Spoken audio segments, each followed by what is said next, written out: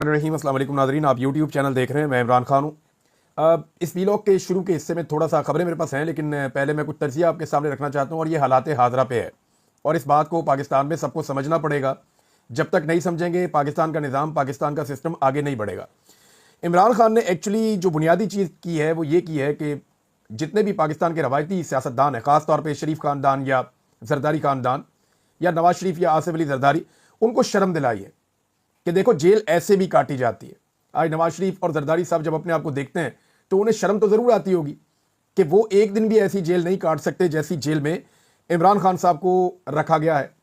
यानी ये तो कोठियों के अंदर रहते थे ना, इनकी तो मुलाकातें ही ख़त्म नहीं होती थी। दर्जनों के हिसाब से रोज़ाना मुलाकातें करते थे और जेल से मुतसल अलग जो पूरे एरियाज़ बने हुए होते हैं VVIPs किस्म के, वहाँ पर ये रहते थे। दिन रात इनका अमला इनके पास रहता था, खिदमतगार इनके पास मौजूद रहते थे। हालांकि जुल्फ़िकार अली भुट्टो साहब ने एक सख्त जेल काटी, लेकिन उनकी भी मुलाकातें नहीं रोकी गई, फैमिली के साथ उनकी मुलाकातें होती रहीं। ये पहली मरतबा हो रहा है कि एक लीडर को उसकी फैमिली से मिलने नहीं दिया जाता, बच्चों से बात ही नहीं करने दी जाती, हर तरह की सहूलतें उससे छीन ली गई हैं, उसको तन्हाई के अंदर रख दिया जाता है, बाद औक़ात कई कई दिन के लिए उसको उसके सेल के अंदर बंद कर दिया जाता है। तो इस किस्म का रवैया आज तक कभी भी किसी साबिक वज़ीर आज़म के साथ या किसी लीडर के साथ हुआ नहीं है, जो इमरान खान साहब के साथ या उनके ख़ानदान के साथ गुज़िश्ता 3 साल से हो रहा है। बहनों को गिरफ्तार करके बंद कर दिया, बीवी को गिरफ्तार करके बंद कर दिया। यानी बहुत बदतरीन हालात में भी याया खान ने उसकी बीवी को नहीं पकड़ा था, शेख मुजीब की। इसी तरह जो ज़ियाउल हक था उसने जुल्फ़िकार अली भुट्टो की बीवी और बेटी को नहीं पकड़ा था। इसी तरह परवेज़ मुशर्रफ ने नवाज शरीफ की बीवी को गिरफ्तार नहीं किया था, लेकिन आज इमरान खान साहब की अहलिया को भी गिरफ्तार किया गया, उनकी बहनों को भी गिरफ्तार किया जाता है और बार बार गिरफ्तार किया जाता है। लेकिन ये काम उल्टा हो रहा है, ये किसी को समझ नहीं आ रही। इस फौलादी आसाब वाले आदमी ने सबके आसाब शल कर दिए, ये आपको मानना पड़ेगा। हालात इस वक्त ये हैं कि एक एटमी मुल्क का आर्मी चीफ या उसका वजीर आजम जब भी तकरीर करता है वो सोशल मीडिया का रोना रोए बगैर मुकम्मल ही नहीं हो सकती। यानी एक एटमी मुल्क है, 7 लाख की फौज है, एक वजीर आजम है, 25 करोड़ का मुल्क है, और वो कोई एक तकरीर भी सोशल मीडिया पर तनकीद के बगैर मुकम्मल नहीं कर सकते। जिन एजेंसियों का दावा है कि उन्होंने सारी दुनिया को शिकस्त दी है, उन्हें पाकिस्तान तहरीक इंसाफ के आम नौजवानों ने चकरा कर रख दिया है। हालात ये पैदा हो गए हैं। इमरान खान अगर टूट जाता ना तो ये सारे लोग भी टूट जाते, ये पक्की बात है। क्योंकि इमरान खान को अल्लाह रब्बुल इज़्ज़त ने टूटने नहीं दिया तो वो दूसरों के लिए भी हौसले का और सब्र का बाइस बन गया। इमरान खान एक जरिया बन गया जिससे लोग एनर्जी ले रहे हैं, क्योंकि वो खुद नहीं टूटा। दूसरी पॉलिटिकल पार्टीज में ऐसे वर्कर पैदा क्यों नहीं होते जैसे पाकिस्तान तहरीक इंसाफ में पैदा हो गए। देखिए, जुल्फ़िकार अली भुट्टो की शहादत ने पीपल्स पार्टी को बहुत सारे ऐसे वर्कर दे दिए थे जो बड़े लंबे अरसे तक पीपल्स पार्टी के काम आए। क्योंकि भुट्टो टूटा नहीं ना, उसने कहा जी फांसी दे दो, ठीक है फांसी होगी उसकी। बेशक भुट्टो का माजी बहुत खराब होगा, लेकिन अल्टीमेटली भुट्टो ने फांसी कबूल की, डील नहीं की ज़ियाउल हक के साथ।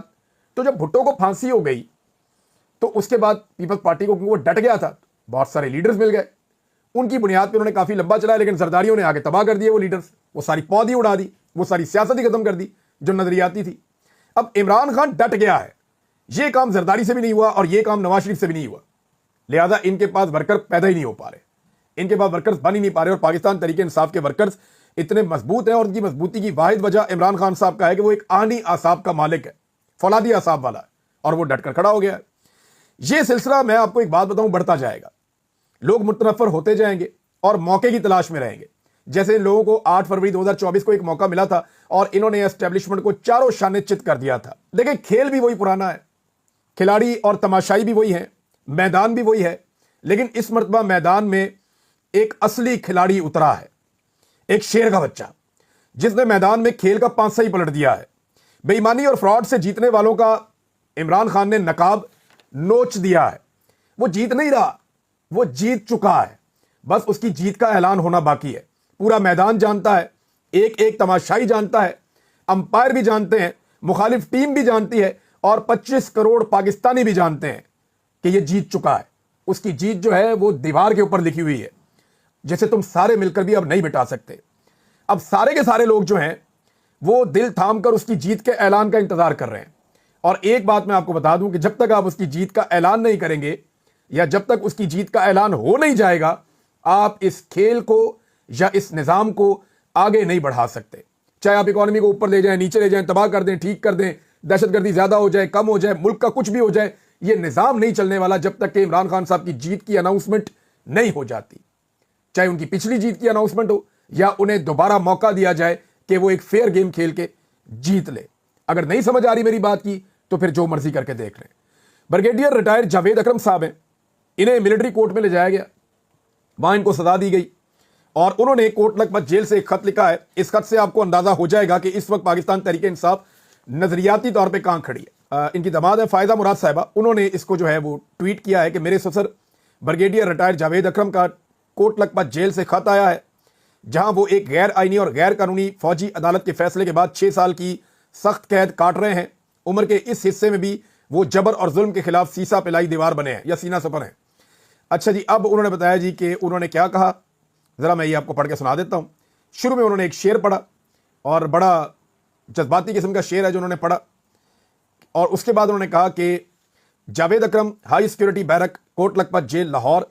मेरे अजीज दोस्तों, लंदन प्लान के तहत फार्म 47 के जरिए जिस तरह मुल्क में जमहूरियत का जनाजा निकाला गया, इससे मुल्क में कभी इस्तेहकाम नहीं आ सकता। पीटीआई का मैंडेट वापस किया जाए ताकि मुल्क के मसाइल और बुरानों का खात्मा किया जाए। अवाम में बढ़ती हुई मायूसी इनकलाब का पेश खैमा है। बलूचिस्तान में लगी आग को बुझाना मौजूदा मफाद परस्त हुक्मरानों और उनके लाने वालों के बस की बात नहीं है। इमरान खान के विजन और बयानिए की मुल्क भर और बैरून मुल्क बड़ी वाज़ेह तायीद से मौजूदा हुक्मरानों को लाने वालों को पैगाम दिया जा रहा है कि कौम जाली हुकूमत को तस्लीम करने को तैयार नहीं है। इमरान खान का साथ देने पर मुझे बेहद तशद्दुद का निशाना बनाया गया। कई इदारों ने कैद तन्हाई में रखकर मजबूर किया कि पीटीआई का साथ छोड़ दूं, लेकिन अल्लाह ताला के करम से यह कदम ना डगमगाए। मेरा वजन तो बहुत कम हुआ, लेकिन मेरी रूहानियत बहुत मुस्तहकम हुई। जेल में 5 बीमारियों के साथ खुफिया इदारों के हुक्म पर इलाज और दवाइयां भी बंद हैं। मेरा ईमान और इरादा अल्लाह ताला के करम से इतना मजबूत है जितना आसमान। मुझे फख्र है कि मैं और मेरे साथी इमरान खान के साथ डटकर खड़े हैं। मेरा और मेरे लीडर का टारगेट जो है वो अमेरिका और बेल्जियम में जायदादें बनाना नहीं है, बल्कि रियासत मदीना हमारा टारगेट है। इंशाअल्लाह वो दिन दूर नहीं जब इमरान खान जेल से बाहर होगा, हमारा रोल मॉडल रियासत मदीना होगा। इस धरती पर नया पाकिस्तान बनेगा। आपकी दुआओं और अल्लाह ताला के करम का तालिब, ब्रिगेडियर रिटायर जावेद इकबाल। अब आप ये देखें कि लोग कैसे डटकर खड़े हैं। आमिर मुगल साहब की आप मिसाल ले लेना, उनकी वालिदा का इंतकाल हुआ, इंतहाई अफसोसनाक बात है। थोड़े अरसे पहले आर्मी चीफ की वालिदा का भी इंतकाल हुआ था। हम सब ने अफसोस का इजहार किया था, इस आमिर मुगल ने भी किया था। हम सबको इस बात का एहसास था कि जब किसी की माँ फौत हो जाए तो बड़ा दुख होता है। आज आमिर मुगल की माँ फौत हुई और उसको जवाब कैसे दिया गया, यानी कोई हमदर्दी नहीं है, कोई इंसानियत नहीं है इस मुल्क में। उसको अपनी वालिदा को दफनाने का मौका तक नहीं दिया गया। आमिर मुगल को खुद भी वो कैंसर का पेशेंट है और सख्त तरीन हालात के अंदर उसने झुकने से इनकार किया है। बस यही उसका कसूर है, वो मानता नहीं है, सरेंडर नहीं करता। लेकिन जो लोग ये समझ रहे हैं कि उन्होंने आमिर मुगल को बहुत बड़ी सजा दी, उसे नमाज जनाजा नहीं पढ़ने दी, तो मैं आपको ये बता दूं कि आमिर मुगल ने बाकायदा अपनी वालिदा की नमाज जनाजा पढ़ी है। उसके बाद जब कब्रिस्तान में नमाज जनाजा पढ़ी गई और वहां पे सारे लोग इकट्ठे हुए, तो 50 के करीब सादा कपड़ों में लोग वहां पे मौजूद थे जो उसको अगवा करना चाहते थे। पुलिस आए ना अगर गिरफ्तार करना है तो एक्चुअली तो ये अगवा करते हैं इस तरह के लोगों को जो इनके लिए दर्द सर बन जाते हैं। कत्ल के मुकदमा डाल दिया, ये डाल दिया, वो डाल दिया, हर चीज का मुकदमा आमिर मुगल के ऊपर डाला, लेकिन उसने इमरान खान का साथ नहीं छोड़ा। ये वो एनर्जी है जो इमरान खान ने इन सारों को दी है। अब आमिर मुगल को दीवार के साथ लगाया हुआ है और वो एक एक्टिव पॉलिटिकल वर्कर है। ऐसे लोग असासा होते हैं किसी भी पॉलिटिकल पार्टी में हो, क्योंकि पॉलिटिक्स आगे जाएगी, जमहूरियत आगे जाएगी, तभी पाकिस्तान आगे जाएगा। डिक्टेटरशिप के साथ या बूट के साथ या डंडे के साथ तो मुल्क आगे नहीं चल सकता। नवाज शरीफ कहते हैं जी मुझे मेरे वालिद का जनाजा नहीं पढ़ने दिया गया, उन्हें बहुत तकलीफ है इन बातों की। तो आज कितने ही लोग हैं जिनको उनकी माओं का, उनके बापों का नमाज जनाजा नहीं पढ़ने दिया गया, और ये सब कुछ नवाज शरीफ साहब आपके दौर में हो रहा है। कल को आप ये कह के बरी जिम्मा नहीं हो सकते कि मिलिट्री एस्टेब्लिशमेंट ने किया था। You are equally responsible for all that. देखें, हमें एक चीज का जो है वो तयन करना पड़ेगा कि क्या वाकई हम सारे आजाद हैं या पाकिस्तान आजाद हो गया है। अगर तो पाकिस्तान आजाद है और हम सारे आजाद हैं तो हमें उतनी आजादी होनी चाहिए जितनी के एस्टेब्लिशमेंट को है, जितनी के उनके टाउट्स को है कि जो दिल में आता है वो कह देते हैं और कोई हिसाब किताब ही नहीं, कोई कानून ही नहीं लगता। हमें भी वैसी आजादी होनी चाहिए।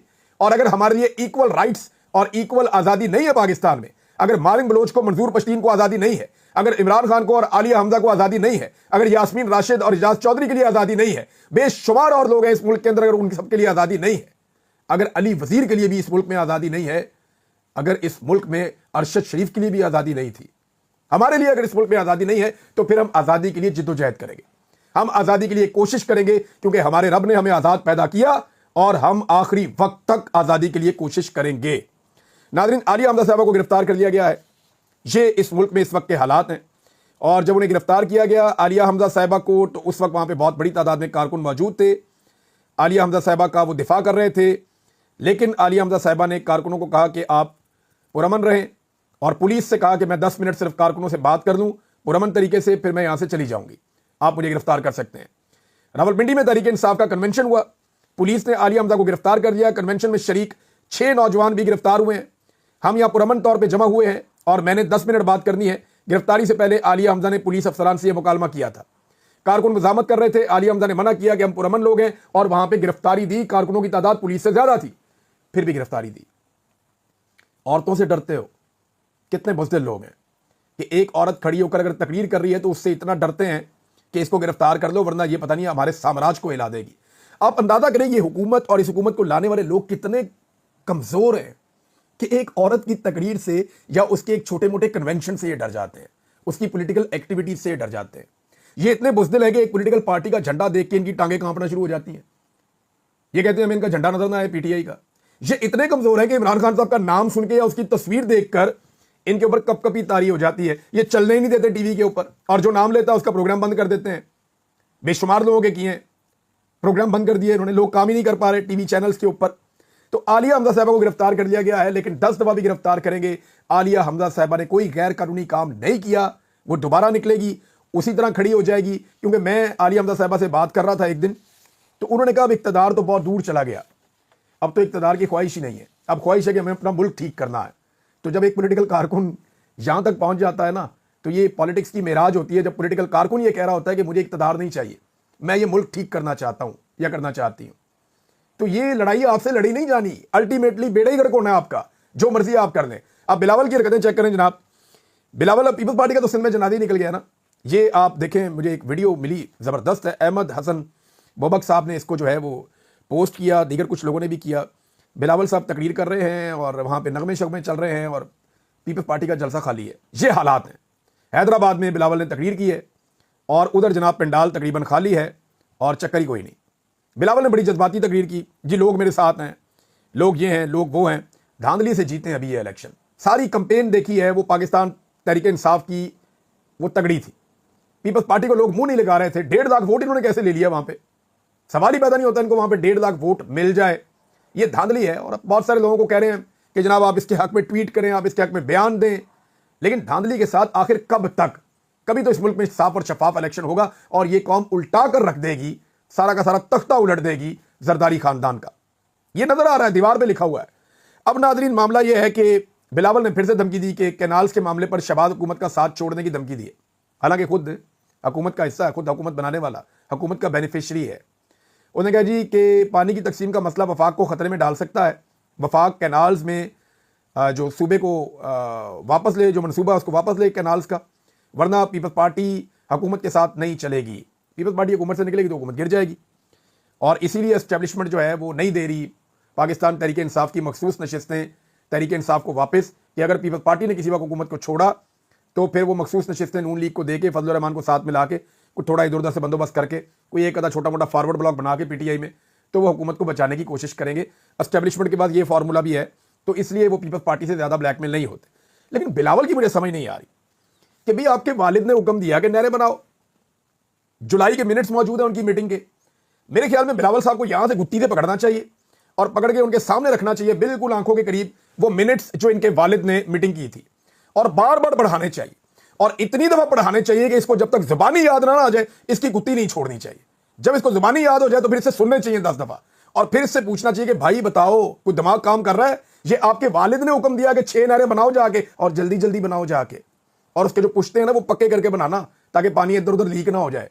ये जरदारी साहब का ऑर्डर है, जरदारी साहब ने कहा हुआ है, जरदारी साहब ने अप्रूवल दी हुई है। और एस्टेब्लिशमेंट बेवकूफ है कि वो सिंध के अंदर जाके नहरें निकालना शुरू कर दे पीपल्स पार्टी से पूछे बगैर। उन्हें पता था कि बाद में यहां पे ये सारा रुला पड़ जाएगा। उन्हें तो पानी चाहिए ना, डेजर्ट में लेके जाना है, उन्होंने अपनी वो खेती बाड़ी करनी है, क्योंकि अब एस्टेब्लिशमेंट ये वाला काम भी कर रही है SIFC के जरिए से कि खेती बाड़ी भी हम करेंगे। तो वो जो खेती बाड़ी करने के लिए गए हैं उनको पानी तो चाहिए था, तो पानी के लिए उन्हें पता था कि सिंध के दरिया से हमने निकालना है पानी, लेकिन अगर निकालेंगे तो पीपल्स पार्टी रोला डालेगी। सबसे पहले उन्होंने जरदारी को राजी किया और जरदारी साहब ने बकायदा मिनट्स मौजूद हैं, बकायदा उनके ऑफिशियल ट्विटर के ऊपर से स्टेटमेंट जारी हुए हैं, बकायदा पाकिस्तान टेलीविजन के ऊपर इसके ऊपर खबरनामा चला, टिकट चले हैं। बिलावल को वो चीजें पढ़ाएं और पढ़ा के अच्छी तरह जुबानी याद दिलाएं ताकि इसकी याददाश्त वापस आए। भाई शिकवा करना है तो जाके अपने वालिद से करें, इधर उधर क्यों शिकवा करते हैं? लोगों को बेवकूफ बनाते हैं आप, और लोग अब बेवकूफ नहीं बनेंगे, वो टाइम चला गया। ज़ईम लगारी साहब ने एक स्टेटमेंट दिया, लेकिन उससे पहले उमर अयूब साहब की अब सीट छीनने की तैयारी हो गई है, क्योंकि देखें कुछ लोग इस वक्त ज़ेर अताब हैं। मैं आपको बता देता हूं, एक तो सलमान अकरम राजा साहब ज़ेर अताब हैं, एक उमर अयूब साहब ज़ेर अताब हैं, जिनको खास तौर पर टारगेट किया जा रहा है, निशाना बनाया जा रहा है। अलीमा खान साहिबा, इनको टारगेट किया जा रहा है, निशाना बनाया जा रहा है खास तौर पर।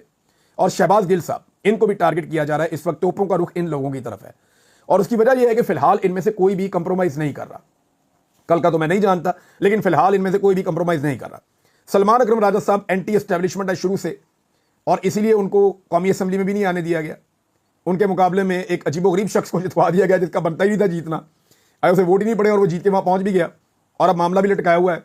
तो सलमान अकरम राजा साहब का तो मामला समझ आता है, उमर अयूब साहब का भी समझ आता है कि उनके साथ ये क्यों किया जा रहा है। शहबाज गिल साहब का भी समझ आता है कि शहबाज गिल साहब इस वक्त बहुत खुटकते हैं, और वो जितना खुल के तनकीद करते हैं और चीज़ें आजकल कर रहे हैं, तो ये उनके ऊपर आना ही था सारा बैकलैश। उनके भाई को भी उठा लिया गया पहले इससे, उन्हें बहुत ज़्यादा ब्लैकमेल भी किया गया, बार बार उनको धमकियां पहुंचाई जाती हैं। उन्होंने बल्कि दावा किया शहबाज गिल साहब ने कि उन्हें ये पैगाम दिया गया है, आपको फारिग करवा देंगे पीटीआई के अंदर से। अच्छा, वो ये कहते हैं कि उनको एस्टेब्लिशमेंट कह रही है कि हम आपको पीटीआई में से फारिग करवा देंगे। अब मैं हैरान हूं कि पीटीआई के अंदर से बंदे फारिग करवाने का काम भी एस्टेब्लिशमेंट करती है। ये इतना कंट्रोल है उनका पीटीआई की मौजूदा लीडरशिप के ऊपर, ये बड़ा अजीब दावा है। भारत इनके ऊपर इल्जाम ये लगाया गया शहबाज गिल साहब के ऊपर कि जनाब ये पार्टी की बातें लीक करते हैं। हालांकि जनवरी के बाद से लेकर अब तक ये मेरे ख्याल में सियासी कमेटी में भी नहीं है, इन्होंने खुद ही अपने आप को अलग कर दिया था जब तनकीद हो रही थी तो। लेकिन उसके बाद आज भी खबरें निकलती हैं। यानी मैं अच्छी तरह जानता हूं, जब मैं चाहता हूं जो खबर चाहता हूं ले लेता हूं। मीटिंग होती है, उसके बाद आप रब्ता कर लें, आप ले लें खबर। सिद्दीक जान साहब ले लेते हैं और दोस्त ले लेते हैं, हम 5-6 दोस्त हैं, हम में से कोई एक आधा ले लेते हैं और आपस में हम शेयर कर लेते हैं कि जनाब आज अंदर ये हुआ, जेल के अंदर से ये हुआ, यहां से ये हुआ, यहां से ये हुआ, सारी खबर हम निकाल लेते हैं और तस्दीक भी कर लेते हैं अपने अपने तौर पर, अपने अपने जो इन्फॉर्मेशन है उसको शेयर भी कर लेते हैं आपस में ताकि तस्दीक हो जाए। तो शहबाज गिल से तो अगर वो मेरा भी ताल्लुक है उनसे, लेकिन मैंने कभी उनसे ऐसा 1-2 दफा के अलावा कभी कोई खबर ली नहीं। तस्दीक करने के लिए कोई बात मैंने उनसे पूछी कि ये हुआ या नहीं हुआ, तो 1-2 दफा तो ऐसा भी हुआ कि उन्होंने मुझे कहा कि जी हम लोग ऑन ओथ हैं, तो यहाँ पे हमें मना है कि हम कोई चीज़ बाहर नहीं बता सकते। मैं मीटिंग में था लेकिन मैं कोई खबर दे नहीं सकता। ये शहबाज गिल ने एक दफ़ा मुझे, 2 दफ़ा नहीं, एक दफ़ा मुझे उन्होंने ये कहा था कि हम अभी इन्फॉर्मेशन जो हमने आपस में तय की है, बात हमने ये भी तय किया कि हमने मीडिया में अभी लीक नहीं करना, हमारी कोई स्ट्रेटेजी है, तो मैं आपको नहीं बता सकता। बहरहाल ये तोपों का रुख हो रहा है। अलीमा खान तो इसलिए ना कि वो इमरान खान की बहन है और वो कंप्रोमाइज़ करती नहीं है, और उनकी कैपेसिटी है, वो बाहर आती है और खुलकर बात करती हैं, तो अलीमा खान के ऊपर भी तोपों का रुख है। उमर अयूब साहब के साथ अब ये किया जा रहा है कि उनको कोशिश कर रहे हैं कि फारग हो जाएं एमएनए की सीट से, ताकि वो अपोजिशन लीडर ही ना रहे, क्योंकि इन्हें चाहिए एक नरम किस्म का अपोजिशन लीडर। तो नरम अपोजिशन लीडर के लिए आप कोशिश कर रहे हैं कि जी उमर अयूब को फारिग कर दिया जाए। और हरीपुर इलेक्शन धांधली केस में इसको खोला गया। उमर अयूब साहब ने इसके ऊपर एक हुक्म ने इम्तनाई लिया हुआ था, लेकिन अब उनसे सीट छीनने की कोशिश की जा रही है। अब कोई बताया कि इतनी ज़्यादा पॉपुलैरिटी इमरान खान की, हरीपुर से इलेक्शन हारेगा इमरान खान या उमर अयूब वहाँ से इलेक्शन हारेगा? वो जब पॉपुलैरिटी नहीं थी तब भी वहाँ से इलेक्शन जीत जाता था, अब वो वहाँ से इलेक्शन हारेगा। तोती बोलता है इमरान खान का वहाँ पे, वहाँ नवाज शरीफ 7 वाले हल्के में इलेक्शन हार गया मानसरा में, तो यहाँ उमर अयूब हारेगा? ये तो हो ही नहीं सकता, सवाल ही पैदा नहीं होता। तो ये एक खेल है जो खेला जा रहा है, और उमर अयूब साहब को डराया जा रहा है कि कंप्रोमाइज़ कर लें, अदरवाइज फिर तैयार हो जाएं, आपसे अब आपकी सीट छीन लेंगे। तो नाज़रीन, एक तो ये, और एक और चीज़ मैं आपको बताता हूँ, वो ये है कि ज़ईम लगारी साहब हैं, जर्नलिस्ट हैं, हमारे बड़े अच्छे दोस्त हैं। उन्होंने आर्मी चीफ का जो तहकीक वाला बयान है ना, उसके ऊपर सबसे अच्छा जवाब ज़ईम लगारी साहब ने दिया। आर्मी चीफ ने कहा कि ईमान वालों, तहकीक कर दिया करो, जब कोई फासिक तुम्हारे पास कोई खबर लेकर आए, कुरान की आयत सुनाई, हालांकि गलत सूरत का नाम लिया मुबैना तौर पर उन्होंने, लेकिन बड़ी तनकीद हो रही है आर्मी चीफ साहब पे। लेकिन ज़ईम लगारी साहब ने क्या कहा, ये जवाब बड़ा क्लास का है। उन्होंने कहा जी, जब हम खबर की तस्दीक करते हैं, साथ फोटो लगी हुई है, वो बैठे हुए वो ग्रीन वाली सड़क के ऊपर, जो उन्होंने बताया कि करप्शन हो गई है, बेड़े ही गर्क हो गए, ये जनाब बहुत सब स्टैंडर्ड काम हुआ है और ये पैसा कौम का ज़ाया हो गया, और ये मरियम नवाज ने किया। तो उन्होंने कहा जब हम खबर की तस्दीक करते हैं तो ईमान वाले हमें उठाकर गायब कर देते हैं। बस इतना बताना था, बहुत शुक्रिया। 1 हफ्ता इनको रखा है, 8 दिन ISI ने अपने पास कि मरियम नवाज पे तुमने तनकीद क्यों की, और जब ये छूट कर आया, 4 दिन बाद 15 मिनट की बारिश हुई, वो सारी सड़क बह गई। वो जो स्कैंडल इन्होंने उठाया था वो सच साबित हो गया। अल्लाह ताला की ऐसी मार पड़ी है एस्टेब्लिशमेंट को भी और हुकूमत को भी। तो ज़हीम लगारी साहब ने कमाल जवाब दिया है आर्मी चीफ साहब की बात का। और नाज़रीन, वोट को इज्जत दो का बयानिया जो है उसके ताबूत में इन्होंने कीलें ठोकना शुरू कर दी हैं। बड़ी मजे की खबर है ये। खबर मैं आपको बताता हूँ, दो छोटी छोटी खबरें हैं, दोनों मैं आपके साथ शेयर कर देता हूँ। नंबर एक ये है कि वोट को इज्जत दो के ताबूत में आखिरी कील, ये माजिद निज़ामी साहब बता रहे हैं कि मियां नवाज शरीफ की इतला के लिए अर्ज है कि आपके मुताबिक इमरान खान हुकूमत में मरियम नवाज को स्मैश करने की धमकी देने वाले ISI के मेजर जनरल इरफान मलिक आजकल DG military lands and cantonment हैं। क्या उहदा दिया उनको है? मरियम नवाज को स्मैश करना था। उस वक्त बयानिया नूरा कुश्ती एस्टेब्लिशमेंट के साथ भी इनकी चल रही थी, बीच में सारे रले हुए मिले हुए हैं। हाल ही में उन्होंने मरियम नवाज के सूबे के चीफ सेक्रेटरी, ख्वाजा आसिफ की वजारत के सेक्रेटरी और नून लीगी MNA दानियाल चौधरी, मलक इब्रार की हमराही में रावलपिंडी की तामीर और तरक्की के मंसूबे को मुकम्मल करके उसका इफ्तिताह किया है। कमाल नहीं हो गया? वैसे जो इनको स्मैश कर रहे थे वो सारी नूरा कुश्ती थी एस्टेब्लिशमेंट के साथ इनकी, और ये लोगों को बेवकूफ बना रहे थे। एक बड़ी खबर यह है कि नवीद कमर साहब जो हुकूमत का हिस्सा है, उन्होंने शहबाज शरीफ का पोल खोल दिया। उन्होंने कहा पेट्रोल की कीमतों में कमी का पैसा बलूचिस्तान का सिर्फ नाम लिया जा रहा है कि वहां पे हम लगाएंगे, ये पैसा बजट में ले जा रहे हैं क्योंकि IMF के प्रोग्राम के तहत गुंजाइश नहीं थी कि वो मजीद अखराजात कर सकें। 2 दिन पहले ये बात हुई थी कि ये पैसा बिजली की कीमतों में कमी के लिए इस्तेमाल होगा। ले दोस्तों, पोल खोल दिया उन्होंने शहबाज शरीफ का कि कोई पैसा बलूचिस्तान की ताबीर और तरक्की के लिए नहीं जा रहा। हमारा वजीर आजम झूठ बोल रहा है, हुकूमत का अपना बंदा कह रहा है कि ये झूठा है, फ्रॉड कर रहा है कौम के साथ, और ये कौम का लूटा हुआ पैसा किसी और खाते में डाल रहे हैं। कोई बलूचिस्तान में तरक्की करने ये नहीं जा रहा है। अब तक इतने, अपना ख्याल